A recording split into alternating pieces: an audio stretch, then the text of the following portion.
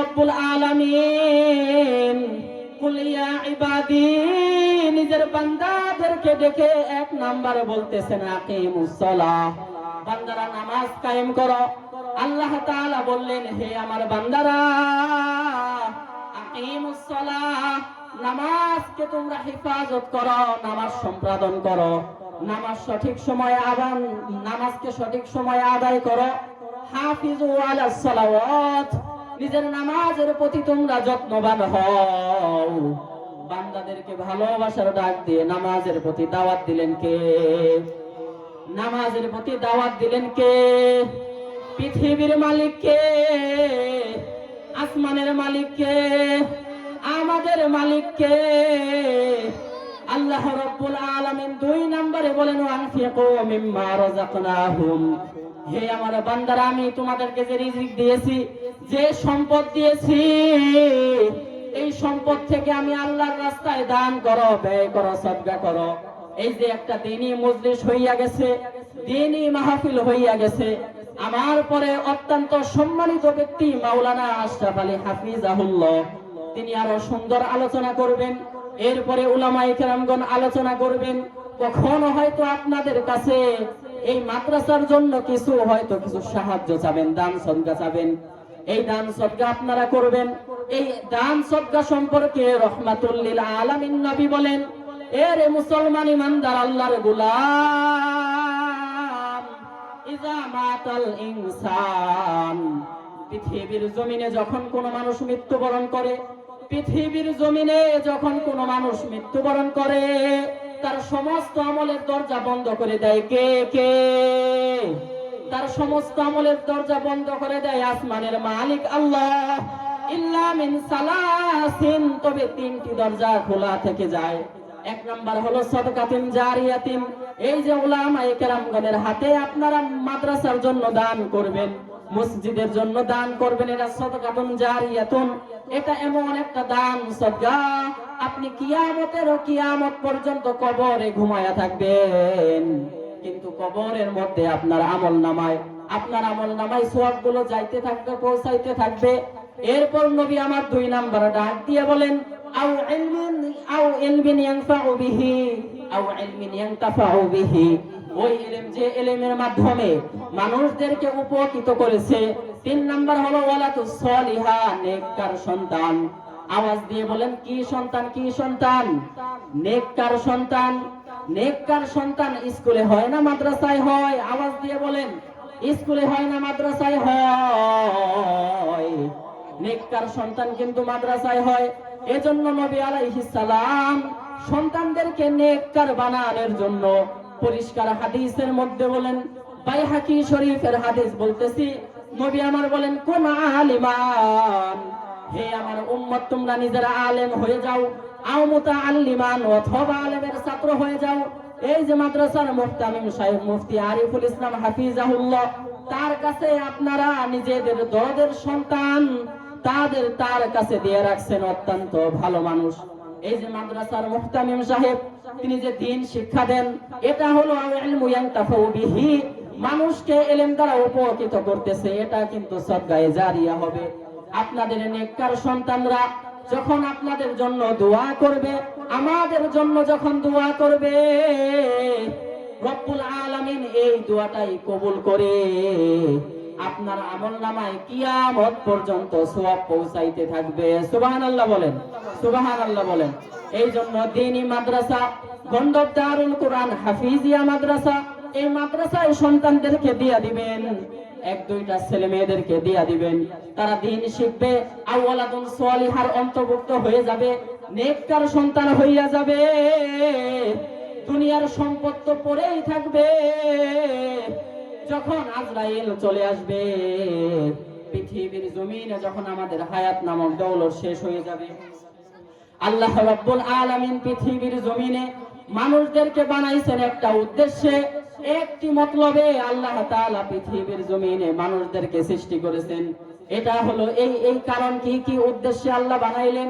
আল্লাহ তাআলা কোরআনে কারীমের অপর এক আয়াতের মধ্যে বলেন, ওমা খলাকতুল জিন্না ওয়াল ইনসা ইল্লা লিয়াবুদুন, আমি মানুষ বানিয়েছি, একমাত্র তারা কার ইবাদত করবে? কার? আওয়াজ দিয়ে বলেন আল্লাহর। একমাত্র আল্লাহর ইবাদত করবে, এই উদ্দেশ্যে আমি মানুষ সৃষ্টি করেছি। পৃথিবীর জমিনে আল্লাহ তাআলা মানুষ বানাইলেন ইবাদত করার জন্য। নেককার সন্তান যদি আপনি এই গন্ধব দারুল কোরআন হাফিজিয়া মাদ্রাসায় একটা সন্তানকে আপনি দিন শিক্ষার জন্য দিয়ে দেন, সে দিন শিখবে, কোরআন পড়বে, আল্লাহ রাব্বুল আলামিনের এই শব্দ কালাম কোরআন পড়বে। এটা এমন একটা আসমানি কিতাব, একটা ঐশী কিতাব, যে কিতাবের সাথে পৃথিবীর কোনো কিতাবের মিল নেই। যদি প্রশ্ন করে বসেন হুজুর কেন মিল নেই?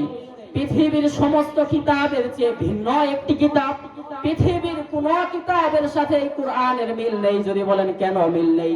কারণ পৃথিবীতে যত লেখক রয়েছে, যত লেখক কিতাব লেখে, এই কিতাবের মধ্যে লেখক সর্বপ্রথম নিজের দুর্বলতা প্রমাণ করে। তারা ভূমিকার মধ্যে বলেন এই কিতাবের মধ্যে ভুল রয়েছে, ভুল থাকতেও পারে। যদি কোনো সুহৃদয়বান ব্যক্তি আমাকে সচেতন করেন, আমি সংশোধন করব। এই লেখকগুলো পৃথিবীর জমিনে যত কিতাব লেখে, এই কিতাবের মধ্যে রদ বদল করা যায়, কম বেশি করা যায়, সংযোজন বিযোজন করা যায়। কিন্তু আল্লাহ রাব্বুল আলামিন আসমান থেকে যে কিতাব নাজিল করলেন, এই যে গন্ধব দারুল কোরআন হাফিজিয়া মাদ্রাসা, এই যে দারুল কোরআন, এই কোরআন কেমন কিতাব পরিচয় দিতেছি। আল্লাহ রাব্বুল আলামিন এই কোরআন সম্পর্কে বলেন যালিকাল কিতাবুল লা রাইবা ফীহ।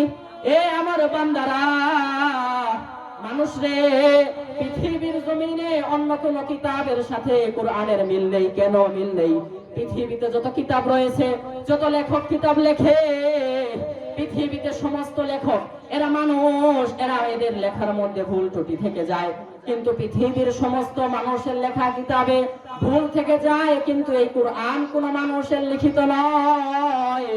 এই কোরআন কার কিতাব? আওয়াজ দিয়ে বলেন, মুহাব্বতের সাথে বলেন, কার কিতাব? কার? এই কোরআনের মধ্যে কোনো ভুল নেই। এই কোরআনের মধ্যে সব কিছুর বর্ণনা বিশদভাবে দেওয়া রয়েছে।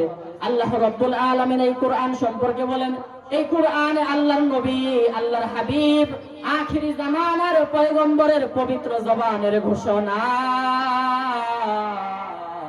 নবী আমার বলেন, মান হাফিজাল কোরআনা, যে ব্যক্তি কোরআনকে মুখস্থ করবে, ফাস্তাযহারাহু, এই কোরআনকে হালাল হারাম ভাবে মেনে নিবে, হালালকে হালাল রূপে মেনে নিবে, হারামকে হারাম রূপে মেনে নিবে। আল্লাহর নবী বলেন, পৃথিবীর জমিনে কোন বান্দা যদি হাফিজিয়া মাদ্রাসায় একটা সন্তানকে দিয়ে দাও, আর ওই সন্তান যদি হাফেজ হইয়া যায়, ওই সন্তান যদি আলেম হইয়া যায়, ওই সন্তান যদি হাফেজে কোরআন হয়ে যায়, আমি নবী বলে দিলাম, একজন হাফেজ কিয়ামতের ময়দানে তার পরিবার থেকে 10 জন ব্যক্তিকে সুপারিশ করতে পারবে। সুবহানাল্লাহ বলেন। এজন্য রব্বুল আলামিনের ঘোষণা আমরা মনোযোগ দিয়ে বুঝবো, খুব দিলের কান লাগাইয়া দেন। মুসলমান ইমানদার আল্লাহর গোলাম কি বলে, কি বোঝাতে চাইতেছি খুব ভালো করে বুঝেন, দিলের কান লাগাইয়া দেন। এই হাফেজিয়া মাদ্রাসায় 1-2টা সন্তানকে যদি দিয়ে দেন, তারা যদি হাফেজে কোরআন হইয়া যায়, নবী আমার বলেন, কিয়ামতের ময়দানে একটা হাফেজের ক্ষমতা আমি নবী এত বেশি ঘোষণা করলাম, তার নিজ পরিবার থেকে সে 10 জন ব্যক্তিকে সুপারিশ করতে পারবে, যাদের জন্য জাহান্নাম নির্ধারিত হইয়া গেছিল। এই জন্য আমরা আমাদের সন্তানদেরকে এই মাদ্রাসায় দিব, ইনশাআল্লাহ বলেন, ইনশাআল্লাহ বলেন। শুধু সন্তান নয়, পৃথিবীর জমিনে এইরকম একটা ঐতিহ্যবাহী দারুল কোরআন হাফিজিয়া মাদ্রাসা, এই মাদ্রাসায় আমরা যার যতটুকু ওসাআত রয়েছে, সামর্থ্য রয়েছে, যে যতটুকু পারবো সাহায্য করব। কেউ কোনো কমতি করব না। 10 টাকা বাড়ি 20 টাকা, 100 টাকা, 200 টাকা, 500 টাকা। আল্লাহ রাব্বুল আলামিন কোরআনে কারীমের এই আয়াতের মধ্যে আল্লাহ তাআলা পৃথিবীর মানুষদেরকে ডাক দিয়ে বলেন, কুল ইয়া ইবাদি, হে আমার বান্দারা। আল্লাহ তাআলা পৃথিবীর জমিনে একমাত্র মানুষদেরকে নিজের বান্দা বলে সম্বোধন করেছেন। আল্লাহ তাআলা চন্দ্র সূর্য সৃষ্টি করার পর আল্লাহ বলেন নাই চন্দ্র সূর্য আমি আল্লাহর, আসমান জমিন আল্লাহ সৃষ্টি করার পর বলেন নাই এগুলো আমি আল্লাহর। কিন্তু আল্লাহ বলেন কুল ইয়া ইবাদি, হে আমার বান্দারা, আমার বান্দা বলে একমাত্র মানুষকে সম্মানিত করেছেন। পৃথিবীর জমিনে অন্য কোন মাখলুককে আল্লাহ তাআলা এই মায়ার ডাক দেন নাই। এই মায়ার ডাককে সত্যায়ন করে আল্লাহ রাব্বুল আলামিন কোরআনে কারীমের উপর এক জায়গায় বলেন, ওয়ালাকাদ কাররামনা বানি আদম, আমি মানুষকে সবচেয়ে বেশি সম্মানিত করে বানিয়েছি। আওয়াজ দিয়ে বলেন কাদেরকে সম্মানিত করেছেন? কাদেরকে সম্মানিত কে করেছেন? কে? একমাত্র আল্লাহ মানুষদেরকে, তার বান্দাদেরকে নিজের বান্দা বলে স্বীকৃতি দিলেন। আল্লাহ রাব্বুল আলামিন কোরআনে কারীমের মধ্যে বিভিন্ন জায়গায় তার নবীদেরকে কখনো কখনো বান্দা বলে ডাক দেন। বান্দা বলে নিজের হাবিবের কথা উল্লেখ করেন। বুঝানোর জন্য একটি সংক্ষিপ্ত আকারে ঘটনা বলতেছি। আরবি দিক থেকে এইটা কিন্তু রজব মাস চলতেছে। এই রজব মাসে কোন এক তারিখে আল্লাহর নবী পৃথিবী ছেড়ে আল্লাহর বাড়িতে আরশে আজিমে পাড়ি জমিয়েছিলেন। আরশে আজিমের মধ্যে ভ্রমণ করেছিলেন। আল্লাহ তাআলা নিজের হাবিবের ঘটনা কোরআনে কারীমের মধ্যে এভাবে এনেছেন, সুবহানাল্লাযী আসরা বিআবদিহি। আল্লাহ বলেন আবদিহি, আমি আমার বান্দাকে, আল্লাহ বলেন আমি আমার বান্দাকে ভ্রমণ করিয়েছি, সফর করিয়েছি মসজিদে হারাম থেকে মসজিদে আকসা, আর মসজিদে আকসা থেকে আরশে আজিম পর্যন্ত। আব্দুন শব্দ আল্লাহ ব্যবহার করলেন। আখিরি জামানার পয়গম্বর নবী মুহাম্মদুর রাসূলুল্লাহ সাল্লাল্লাহু আলাইহি ওয়াসাল্লাম নবীর কথা উল্লেখ করে আল্লাহ তাআলা আমার হাবিব বলে ডাক দিলেন না, আখিরি জামানার পয়গম্বর বলে সম্বোধন করলেন না, সাইয়্যিদুল কাওনাইন বলে সম্বোধন করলেন না। এই স্থানে আল্লাহ তাআলা নবীকে রাহমাতুল লিল আলামিন বললেন না। নিজের পাঠানো হাবিবকে আল্লাহ বান্দা বলে ডাক দিলেন। আওয়াজ দিয়ে বলেন বান্দা। এই ডাকের মধ্যে এমন ভালোবাসা লুকায়িত রয়েছে। বুঝানোর জন্য তিরমিজি শরীফ থেকে একটি হাদিস বলতেছি। আল্লাহর নবীর সাহাবী আনাস ইবনে মালিক রাদিয়াল্লাহু আনহুর বর্ণনা, আমার নবীর ঘোষণা, কিয়ামতের ময়দানে যখন নবী আমার বলেন, কিয়ামতের ময়দানে আল্লাহ তাআলা পাক্কা ঈমানদারদেরকে বিনা হিসাবে জান্নাতে প্রবেশ করাইয়া দিবেন। যারা কুফরি অবলম্বন করেছে, আল্লাহর সাথে কুফরি করেছে, কাফের সম্প্রদায়, তাদেরকে আল্লাহ তাআলা বিনা হিসাবে জাহান্নামে প্রবেশ করাইয়া দিবেন। মাঝখানে পড়ে যাবে পাপিষ্ঠর দল, মাঝখানে কিছু পাপিষ্ঠ বান্দা পড়ে যাবে, যারা ঈমান আনয়ন করেছে বটে, কিন্তু তারা নেক আমল করতে পারে নাই, নামাজ আদায় করতে পারে নাই, ফরজ রোজা রাখতে পারে নাই, যাকাত দিতে পারে নাই, আল্লাহর নাফরমানিতে জীবনটা ভরা, নিজের সন্তানদেরকে দিন শিক্ষা দিতে ব্যর্থ হয়েছে। এই রকম কিছু পাপিষ্ঠ বান্দা মাঝখানে পড়ে যাবে। এমন সময় আল্লাহ তাআলা পাপিষ্ঠদেরকে জাহান্নামে প্রবেশ করাইবেন। পাপিষ্ঠরা জাহান্নামে জ্বলতে জ্বলতে এমন একটা সময় আসবে, আল্লাহর এই পাপিষ্ঠ বান্দারা আগুনে জ্বলতে জ্বলতে অঙ্গার হইয়া যাবে। এমন সময় নবী আমার বলেন, এমন সময় রব্বুল আলামিন এই যে আব্দুন আমার বান্দা, আমার বান্দা বলে যে ভালোবাসা প্রকাশ করেছেন, এমন সময় আল্লাহ তাআলা ফেরেশতাদেরকে ডাক দিয়ে বলবেন, আল্লাহর নবীর পবিত্র ঘোষণা, আল্লাহ তাআলা ফেরেশতাদেরকে ডাক দিয়ে বলবেন, রে আমার ফেরেশতারা, উখরিজু মিনান নার, হে আমার ফেরেশতারা, জাহান্নাম থেকে বের করে নিয়ে আয়, জাহান্নাম থেকে বের করে নিয়ে আয়, জাহান্নাম থেকে বের কর। যে বান্দারা আমার উপর ঈমান এনেছিল কিন্তু নেক আমল করতে পারে নাই, নেক আমল করতে ব্যর্থ হয়েছে, এমন বান্দাদেরকে জাহান্নাম থেকে বের করে নিয়ে আয়। মান যাকারানি ইয়াউমান, যে বান্দা দুনিয়াতে একদিন আমি আল্লাহকে আল্লাহ বলে ডাক দিছে, সুবহানাল্লাহ বলেন। তিরমিজি শরীফের হাদিস বয়ান করতেছি। পৃথিবীর এমন একটি তিরমিজি শরীফ, এমন একটি কিতাব, পৃথিবীতে উম্মতে মুহাম্মাদের আলেম সমাজ সাক্ষী রয়েছে। কিতাবের মধ্যে সিহা সিত্তা, 6টি বিশুদ্ধ কিতাব, এর মধ্যে তিরমিজি শরীফের স্থান হলো 3 নাম্বার, 3 নাম্বার স্থান জামিউত তিরমিজি, যাকে তিরমিজি শরীফ নামে আমরা খ্যাত করেছি। তিরমিজি শরীফের হাদিস বলতেছি, আল্লাহ তাআলা ফেরেশতাদেরকে বলবেন, এরে ফেরেশতারা জাহান্নাম থেকে বের করে নিয়ে আয়। যে বান্দারা দুনিয়ার জমিনে একদিন আমি আল্লাহকে আল্লাহ বলে ডাক দিছে, সুবহানাল্লাহ বলেন। আল্লাহকে আল্লাহ বলে ডাক দেন, আল্লাহ। আরেকবার ডাক দেন না মায়া লাগায়, আল্লাহ। আল্লাহ তাআলা এই কথাই বললেন, উখরিজু মিনান নার।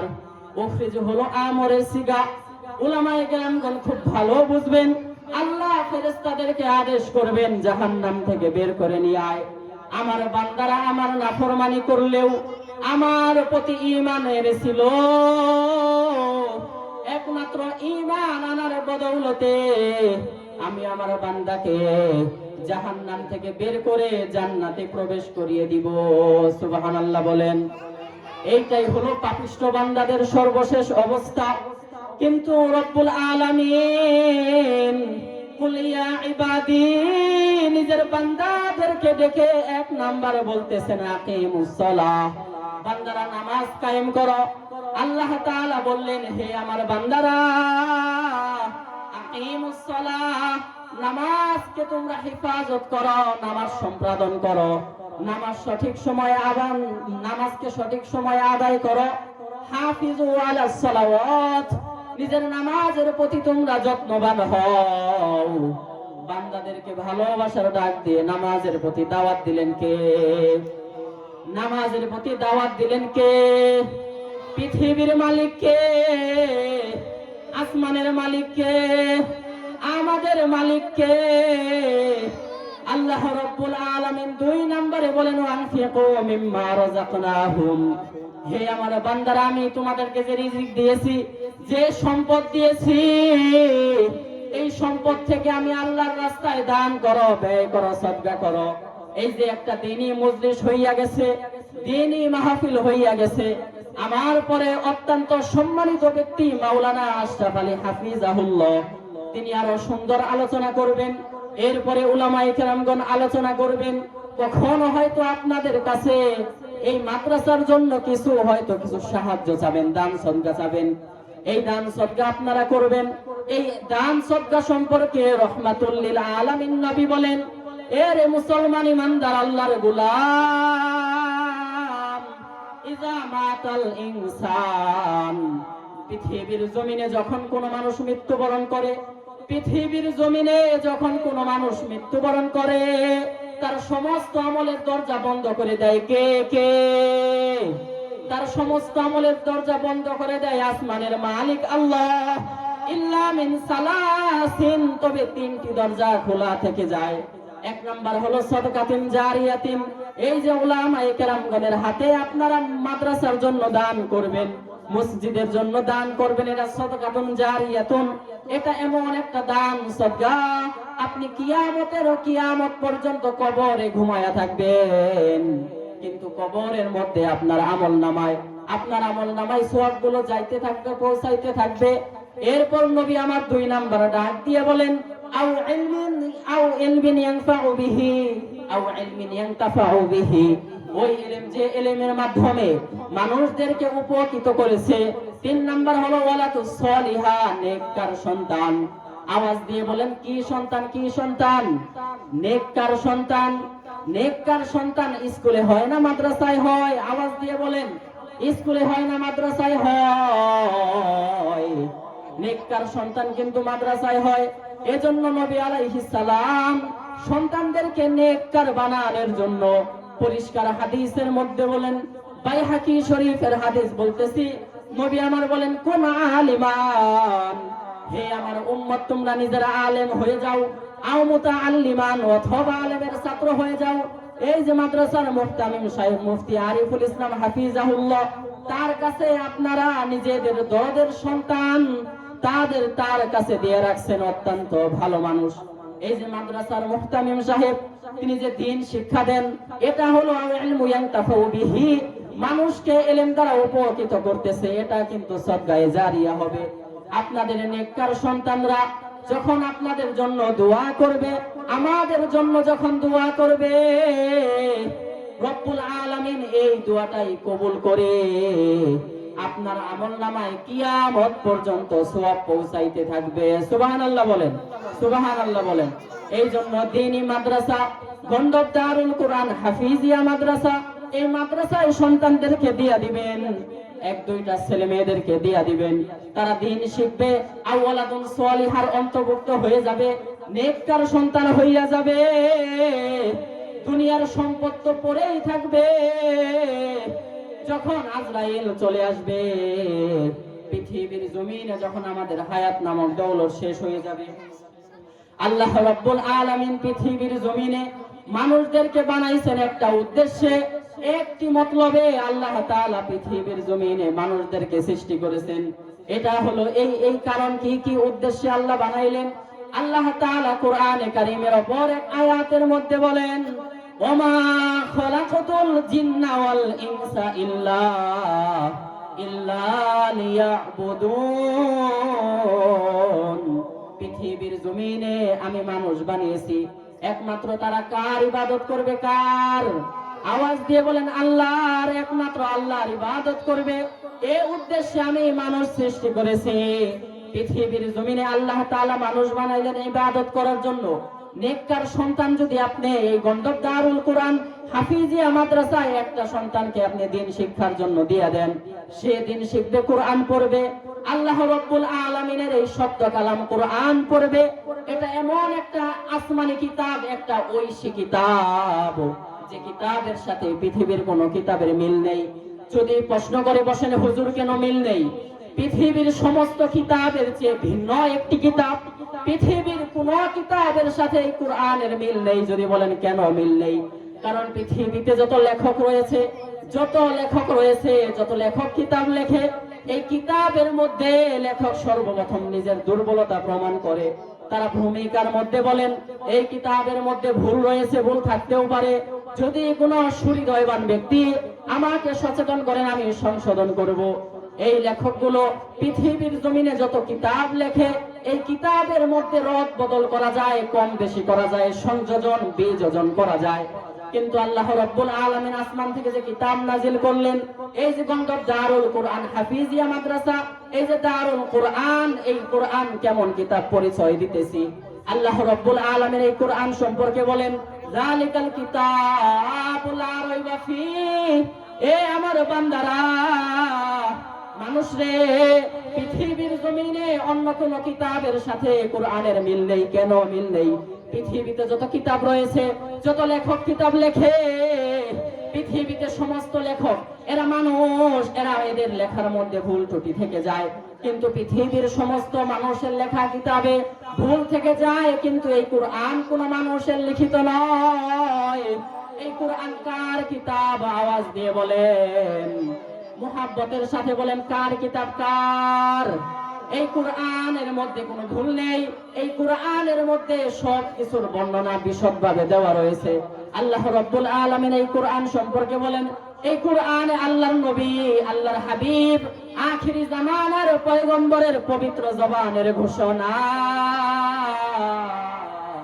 নবী আমার বলেন, মান হাফিজাল কুরআনা, যে ব্যক্তি কোরআনকে মুখস্থ করবে, ফাস্তাযহারহু, এই কোরআনকে হালাল হারাম ভাবে মেনে নিবে, হালালকে হালাল রূপে মেনে নিবে, হারামকে হারাম রূপে মেনে নিবে। আল্লাহর নবী বলেন, পৃথিবীর জমিনে কোন বান্দা যদি হাফিজিয়া মাদ্রাসায় একটা সন্তানকে দিয়ে দাও, আর ওই সন্তান যদি হাফেজ হইয়া যায়, ওই সন্তান যদি আলেম হইয়া যায়, ওই সন্তান যদি হাফেজে কোরআন হয়ে যায়, আমি নবী বলে দিলাম একজন হাফেজ কিয়ামতের ময়দানে তার পরিবার থেকে 10 জন ব্যক্তিকে সুপারিশ করতে পারবে। সুবহানাল্লাহ বলেন।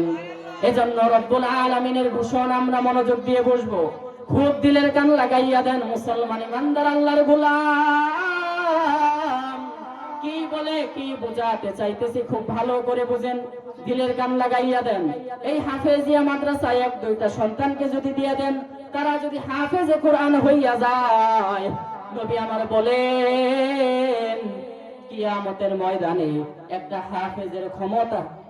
হাফেজের ক্ষমতা আমি নবী এত বেশি ঘোষণা করলাম, তার নিজ পরিবার থেকে সে 10 জন ব্যক্তিকে সুপারিশ করতে পারবে যাদের জন্য জাহান্নাম নির্ধারিত হইয়া গেছিল।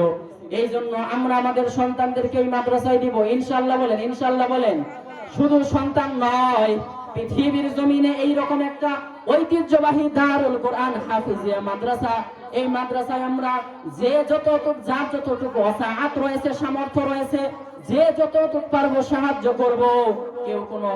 কেউ কোনো কমতি করব না। 10 টাকা বাড়ি 20 টাকার, 100 টাকা, 200 টাকা, 500 টাকা, যে যেমন পারি সাহায্য করব। কারণ এটা হলো আল্লাহর নবী বলেন সাদাকাতুন জারিয়াতুন, এটা এমন একটা দান সদকা কিয়ামত পর্যন্ত আমার আপনার আমলনামায় চলতে থাকবে। এই জন্য এই মাদ্রাসার প্রতি সব সময় আমরা সুদৃষ্টি রাখবো, উলামায়ে কেরামগণের প্রতি সুদৃষ্টি রাখবো।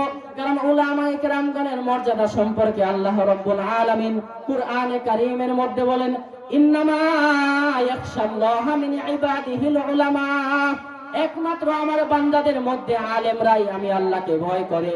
আল্লাহ তাআলা পৃথিবীর মধ্যে সমস্ত মানুষের মধ্যে একমাত্র আলেমদেরকে চয়ন করলেন, আলেমদেরকে মনোনীত করলেন, আলেমদেরকে নির্বাচন করলেন।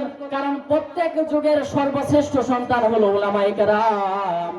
উলামায়ে কেরামের তত্ত্বাবধানে যদি আপনার সন্তানকে আপনি দিয়ে দেন, এই মাদ্রাসায় আপনি যদি একটা সন্তানকে লেখাপড়া করার জন্য দেন, অবশ্যই এই চেষ্টা আল্লাহ তাআলা ব্যর্থ করে দিবে না।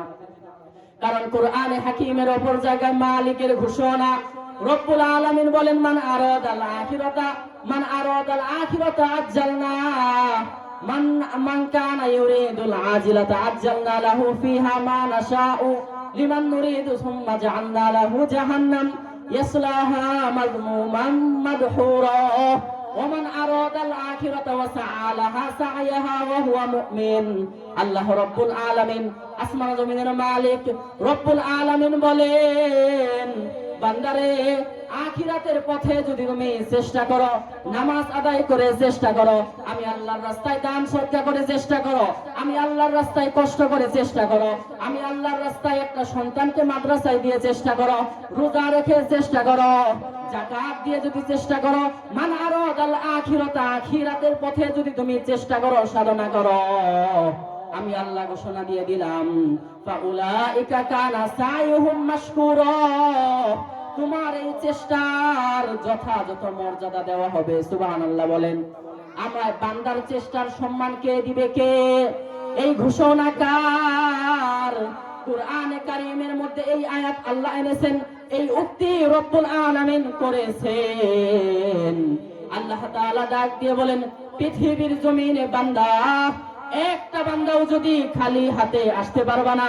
একটা বান্দা আমি আল্লাহর দরবারে আসার আগে, আমি আল্লাহর দরবারে যখন আসবা, একটা বান্দা খালি হাতে ঢুকবা না। আখিরাতের চেষ্টা করে আসবা, আখিরাতের চেষ্টা ইবাদত করবে, ইবাদত করার পর আমি আল্লাহর দিকে প্রত্যাবর্তন করবে। আল্লাহ রাব্বুল আলামিন বলেন, আফাহসিবতুম আন্নামা খলাকনাকুম আবাসাও ওয়া আন্নাকুম ইলাইনা লা তুরজাউন।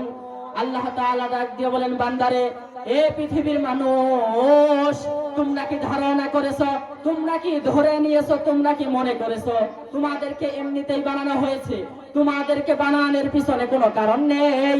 লা তুরজাউন, বান্দারে, আর তুমি কি আমি আল্লাহর কাছে ফিরে আসবে না? এরে আমার গোলাম, এরে আমার বান্দা, তুমি কি ধারণা করেছো লা তুরজাউন, এ বান্দা তুমি কি আমি আল্লাহর কাছে আর ফিরে আসবে না? আর আমি আল্লাহর কাছে যখন ফিরে আসতেই হবে, সন্দেহ নেই। অবশ্যই আমি আল্লাহর দরবারে আসার সময় আমি আল্লাহর জন্য হাদিয়া নিয়ে আসবা, আমি আল্লাহর জন্য উপঢৌকন নিয়ে আসবা। আমি আল্লাহর দরবারে কেউ খালি হাতে আসবা না। এই খালি হাতে আসা যাবে না। আল্লাহ আমার আপনার কাছে কি চাই? আমার আপনার কাছে রব্বুল আলামিন কি চায়? আল্লাহ হাদিয়া নিয়ে যাইতে বললেন, আল্লাহ বললেন